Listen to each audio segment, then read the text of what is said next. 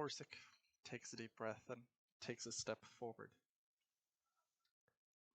There should fall a solemn silence o'er the hunters in our circle, for our thoughts should now be centered on the noble goal and purpose that has called us all together.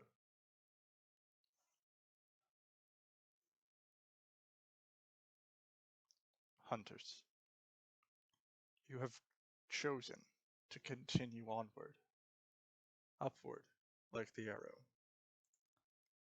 Let us strengthen that commitment now that we have made to each other and to the mark.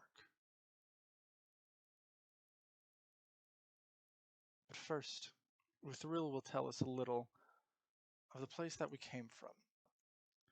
As Orsic steps back, Uthril steps forward, taking his place, and looks at each and every one of you. Long ago, during a bitter, cold winter evening, icy rain soaked the Wolf's Run Valley. A young hunter, having left his father resting in a nearby village, gathered kindling for a fire. He bound the branches with his bowstring, and to keep both dry, he clutched them under his cloak near his heart to keep them sheltered. Looking out as darkness rose, he saw upon a nearby mountain light, as if a star had fallen. First it flickered, and then it faded, and he knew whoever camped there in the cold and wet would suffer. The hunter felt the right thing was to offer aid wherever needed, but he was afraid. With friends and allies far behind him, only enemies of the nearby village and clan could be ahead. Yet, he wrestled in his heart till that fear was conquered by compassion. Through the forest then he hurried, and saw the ground and all the tree limbs covered in crystalline snow, but eventually came up through the trees and into a clearing. "Here," the young hunter said, "from the darkness, a friend. I stretch my hand in greeting." But on entering the clearing, he faced an arrow pointing at him, and he saw a young warrior, a stranger, blue with cold, faint from hunger, and covered in blood. Wearing clothes he knew to be that of his adversary. The young hunter raised a hand in friendship, saying, "Night is dark enough already without adding blindness to it. I bring drier kindling with me. Let us build a fire and survive this night." The stranger hesitated, turned his bow, and loosed the arrow skyward. The two sat and shared food, and the hunter wrapped the stranger in his cloak and told him of his family and of his clan. Gradually, the stranger recovered and said, "I am Methuka, son, as you are, of the chieftain of my clan, and like you, I warn my people of the danger of your clan. So why should you choose to risk your life to help me?" The young hunter said, "I came because I too have suffered cold and hunger and the attack of the beasts of the mountain. What is life worth if we will not risk it for one another? But then, why did you choose not to shoot me?" Methuka sat for a moment.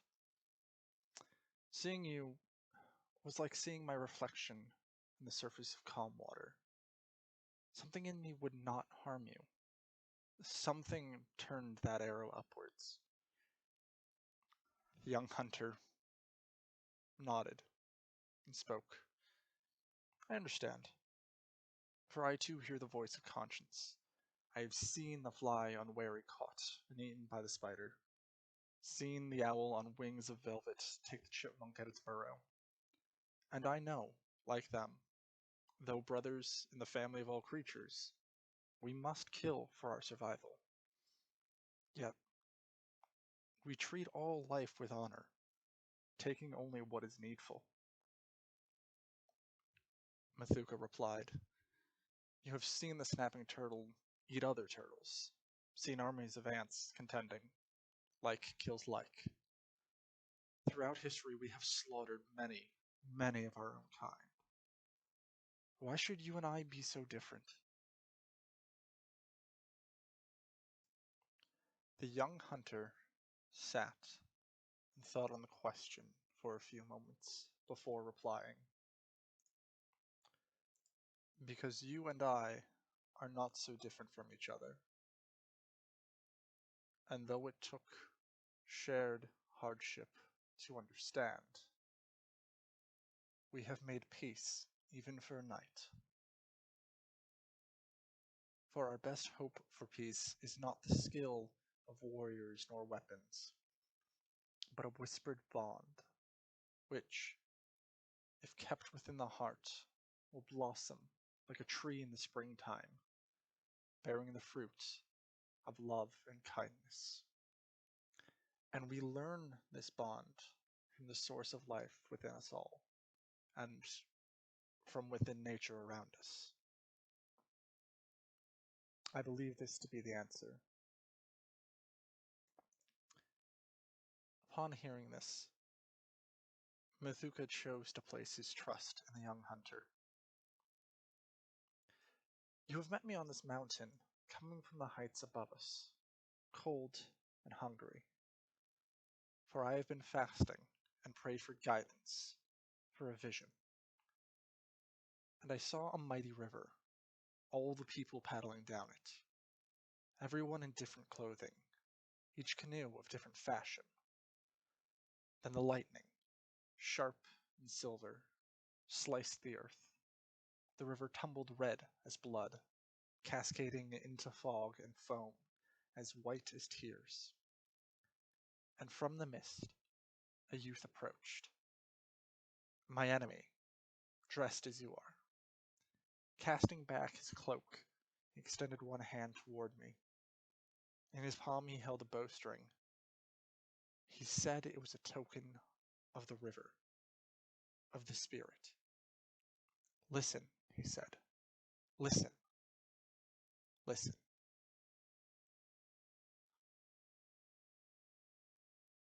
The young hunter replied. At night, the lightning shows us what is hidden. If we see this river, hear its whisper, we might listen and remember. Methuka reached into his bag and pulled out a small blade, saying, Let this knife be the lightning, sharp and silver. As he reached down and cut his own palm open, passed the knife over to the young hunter who did the same.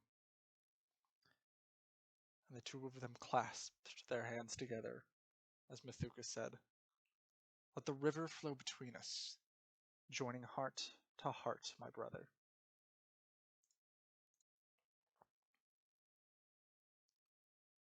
Uthril turns and looks at Orsic, gives him a small nod and steps back. Maven steps forward, taking his place. All night, the young hunter and Methuka sat across from one another, talking earnestly together. Not the small talk of two hunters, but of how to help their peoples, how to reconcile the clans. Words, said the young hunter, often seem to block the ears.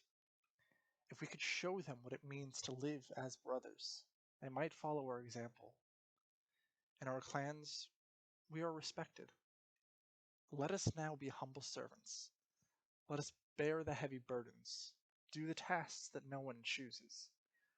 Let us go to every village, you and I together, Let us show we will extend a hand to friend and foe with equal fervor.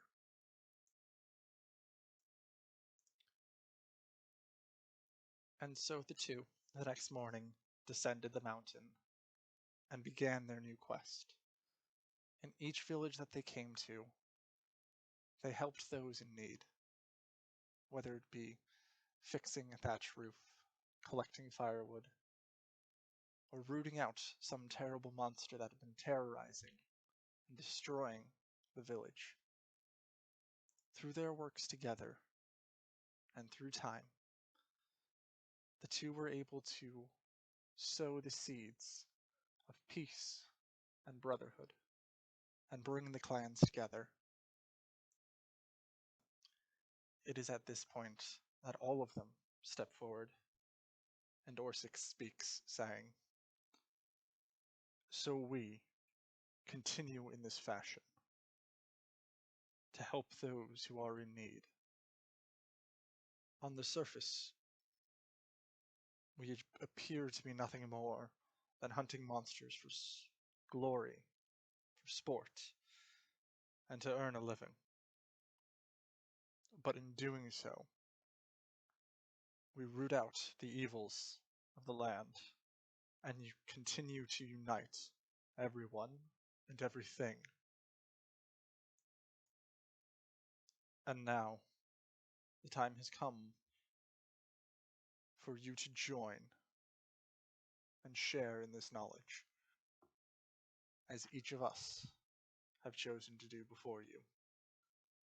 He reaches behind him and produces a small blade, which he cuts open his palm, reaches forward, and drips a little bit of blood into the cup before passing the knife to Uthril, who repeats and passes it down the line as each and every one, before Eluthin steps forward and presents the blade.